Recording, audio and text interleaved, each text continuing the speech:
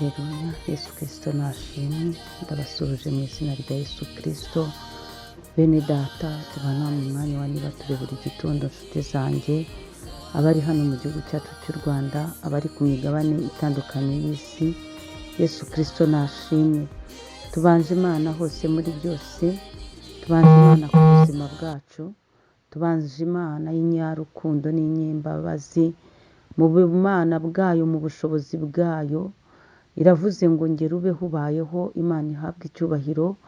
Nyemerera ushima Imana, yihereza icyubahiro. Ibanze mu byawe no ku bawe, ibanze muri gahunda zawe. Uyishimire ibyo yakoze mu minsi itambutse, uyiragize n'ibiri imbere yawe. Imana nihabwe icyubahiro.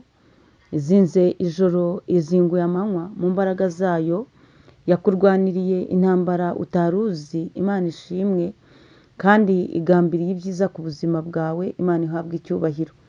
Imigambi y'abantu ntabwo ariyo y'Imana, ni ukuri. Bakugambiriraho ibibi ariko ntabwo Imana yabyemera.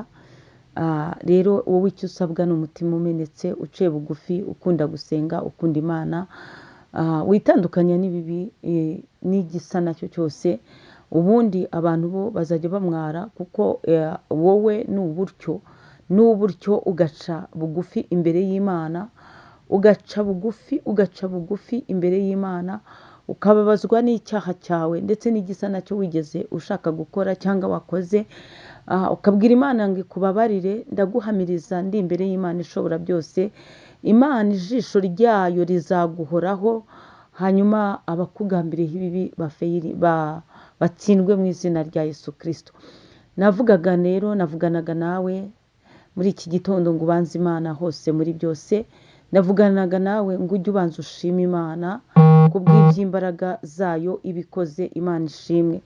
Muri iki gitondo rero, bene data, tubana muri uyu mwanya wa nibature, turacyari muri teme yacu ivuga ngo uri rugero ki, uri icyitegererezo ki mu bantu, uri icyitegererezo ki mu muryango wawe, uri icyitegererezo ki, uri rugero ki aho ngaho ukorera se, aho ngaho muri iyo gurupe, uri rugero ki.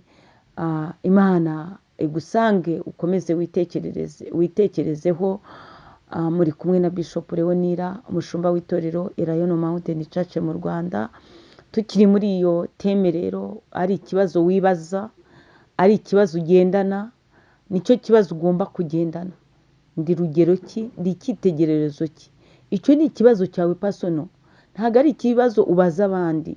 Wowe ubwawe urikontorora, ukishyira ku munzani. Ese wumbona mu byo nkora n'ibyo mvuga nuko ngenda, ambona ndi rugero ki, ambona ndi icyitegererezo ki? Ese abana bankomokaho, mubyeyi, bakubona uri icyitegererezo ki, uri rugero ki? Ni ibihe bikorwa wakoze, ni izihe ndangagaciro ufite waraga umuryango wawe, waba utahari kumva yuko bazaba bari fiyeri yo kwitirirwa wowe? Uri rugero ki? Uri rugero ki? Uri icyitegererezo ki mu byo uvuga, mu byo ukora? Uri rugero ki ku bakubona, sosiyete? Uri rugero ki? Imana idusange. Munyemerere muri iki gitondo dusome ijambo ry'Imana. Tugiye gusoma ibyakozwe n'intumwa, ibice 20, tugiye guhera ku murongo wa 32 tugeze ku murongo wa 35. Ni amagambo intumwa Pawulo yabwiye abo mu itorero, abakuru bo mu itorero rya Efeso. Imana ishimwe. Reka dusome mu izina rya Yesu Kristo. 32 handitse ngo, kandi nanone mbaragije Imana n'ijambo ry'ubuntu bwayo. Imana ishimwe, ribasha kububaka no kubahana ibiragwa n'abejejwe bose. Imana ishimwe. We Pawulo atangiye avuga ngo mbaragije Imana n'ijambo ry'ubuntu bwayo. Imana ishimwe. Icyo ni ikintu, ni ijambo Pawulo yari ari gusezera abo bakuru b'itorero rya Efeso. Arababwira ngo mbaragije Imana. wowe iyo usezerana n'abantu sinzi icyo uvuga, ariko Pawulo we yaravuze ngo mbaragije Imana n'ijambo ry'ubuntu bwayo ngo ribasha kububaka no kubahana ibiragwa n'abejejwe bose. Imana ishimwe. Arangije aravuga ngo sinifuje ikintu cy'umuntu wese. Ahangaha Pawulo yari ari kubabwira ko abakuru b'itorero, abantu b'abanyamasengesho, abahanuzi, abavuga butumwa, yarababwiye ngo sinifuje ikintu cy'umuntu wese. Kandi niko kuri Pawulo niko yari ari, yiboheraga we ibiragwa akagira imirimo yikorera, ahubwo we yarafashaga. Aravuze ngo rero sinifuje ikintu cy'umuntu wese. Navugaga abantu bajya bararikira iby'abandi, navugaga abantu bajya bifuza iby'abandi, ndetse bikabaviramo urwango no kuba babagirira nabi, bikabaviramo kubesikuruka. Pawulo rero aravuze ngo mbaragije Imana n'ijambo ryayo. Arangije avuze irindi jambo ngo sinifuje ikintu cy'umuntu wese. Imana ishimwe. Nawe rero aba ariko uba ari ifeza cyangwa izahabu cyangwa imyenda, Imana idusange ngo ubwanyu muzi yuko aya maboko yanjye ariyo yankemuriraga ibyo nkennye. Pawulo avuze neza, avuze yuko umuntu amaboko ye abasha kumukemurira ibibazo. Ashatse gushishikariza abakuru b'itorero, ashatse gushishikariza abakristo gukemuza ibibazo, amaboko yabo gukemuza ibibazo, gukora. Pawulo nicyo avuze. Arashaka ko muba urugero, wowe tuvuganye muri iki gitondo, arashaka ko uba urugero rwo kujya ukemuza ibibazo byawe, amaboko yawe ugakora ugashishikara, apana kwifuza izahabu z'abandi n'imyenda, mbese ukifuza utw'abandi. Pawulo rero ahangaha abacyashye nk'uri mu mwuka w'Uwiteka Imana, arababwira ngo muzi neza yuko amaboko yanjye ariyo yankemuriraga ibyo nkennye, ariyo yabashaga kumfasha. Imana ishimwe cyane. Nuko Pawulo akomeza avuga ngo iki, nabo twari turi kumwe, ndetse nabo babaga bari kumwe, amaboko ye yabashaga kubakemurira ibyo bakene. Bivuze ngo iyo yabohaga ayo mahema agakora ibintu byo bucuruzi, yaragurishaga agakemura ibibazo bye, ndetse nabo bari kumwe n'iyo kipe yagendanaga nayo.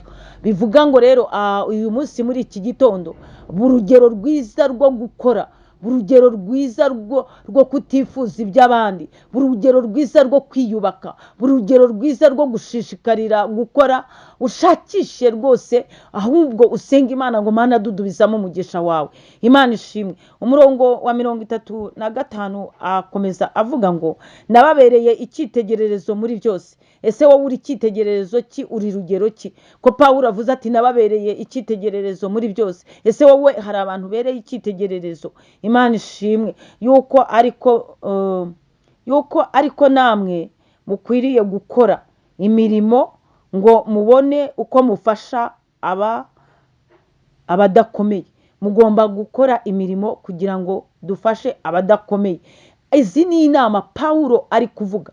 Ubi icyitegererezo cyo gukora, ubi icyitegererezo cyo gukora imirimo kugira ngo ubashe gufasha umuntu udakomeye, umuntu udafite aho yari yagera, umuyobore inzira nziza. Rero abacuruzi bajya bagira akantu ntemera, agahura n'umuntu ati nanjye ndashaka gukora aka kantu, ese wamfasha ukanyereka uburyo wabitangiye? Ngo reka ngo byarahombye, ngo ngo byarapfuye, ngo ntago wabijyamo, ngo natwe ariko waretse nawe akagerageza akareba yuko wowe mwubwira ngo uzava Nyabugogo cyangwa urabyuka 10 ugere Nyabugogo, muri iyo 11 urangure ugende ucuruza utuntu tunuto. Umubwira uti nawe shakisha agaseta. Kubera iki? ngo nawe reka nkubwire ufashe udakomeye. Kubera iki mwanga kuyobora bagenzi banyu? Kubera iki mwanga gushishikariza abantu gukora? Ngo nakora nk'ibyo ukora ngo aragutwara abakiriya. Abakiriya ni benshi cyane, humura. Ahubwo ufashe uri udakomeye, umwereke umubere icyitegererezo cyiza, umubere urugero rwiza, kuko natabarwa azagushima, natabarwa azahereza Imana icyubahiro, ariko ntago azibagirwa ko ari wowe wamubereye icyitegererezo cyiza. Imana idusanga, Imana itugire neza, ngo kugira ngo mufashe namwe abadakomeye no kwibuka amagambo Umwami Yesu Kristo yavuze ngo gutanga guhesha umugisha kuruta guhabwa. Imana ishimwe cyane. Nakubazaga ngo uri icyitegererezo ki mu byo utanga? Ese ntiwaba wifuza guhabwa gusa ariko wowe ukaba nta kintu ujya utanga? Imana idusange. Iki gitondo nakubwiraga ngo ube icyitegererezo kizima, kandi gutanga bihesha umugisha kuruta guhabwa. Shalom shalom, mugendane n'Imana, muhahe muronke. Imana ibanezeze. Izina rya Yesu niryo